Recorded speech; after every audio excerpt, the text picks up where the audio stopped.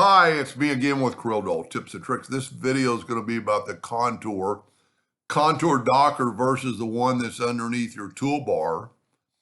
I guess I started out using the one under effects and contour when it brings up a Docker.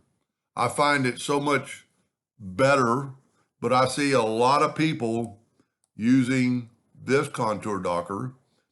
And so if you contour this and get that, and you want it over here, you would have to know what your contour is. So you'd have to go 7.73. So if you get your contour Docker back and type in 0.73, it'll put that exact same contour. Now there's another way to do it inside this window. If you will take this shape and go to your contour and go right here to copy, you've got this one selected, go right here to copy contour, and you can see it copies that at 0.73. I never used it. I use this right here because it doesn't matter how many objects you have. If you contour this 1.73, then all you have to do is go over here and then apply, and you can make them all the same. And I see a lot of people using this, and you could change it to number of steps, and you can go, well, I want that many steps, and have more steps. But you can do the same thing with the contour Docker. Just say, I want to go 3 times. Well, it's really small. Let's make a bigger one. So I'm going to go, and it's mimicking what you put over here. And so you could go 3 times and it'll put 3 contours.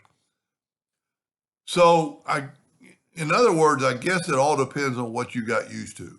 But I find that this is so much better. You've got inside contour. Let's just do one contour.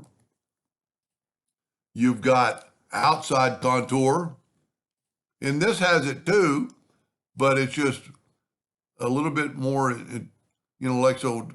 In one, it doesn't even, you have to click on it, kind of see what it says. So there's an inside contour, there's an outside contour. Of course, I don't have anything selected, but you basically get the contour tool and just go outwardly to contour it.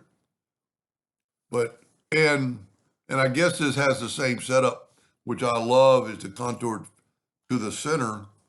And I just got so used to using this.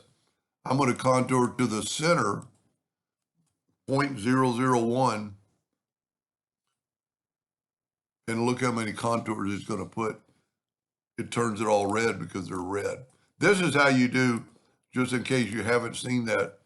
If you would make this circle, first of all, I'd make it a little bit thicker than a hairline and make it gray, and then contour in black.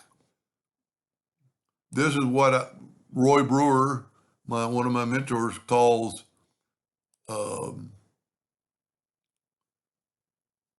poor man's 3D.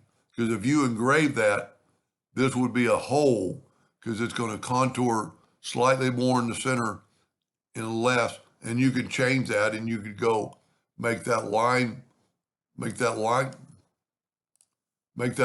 black, and make your contour. And I go to RGB and make your contour.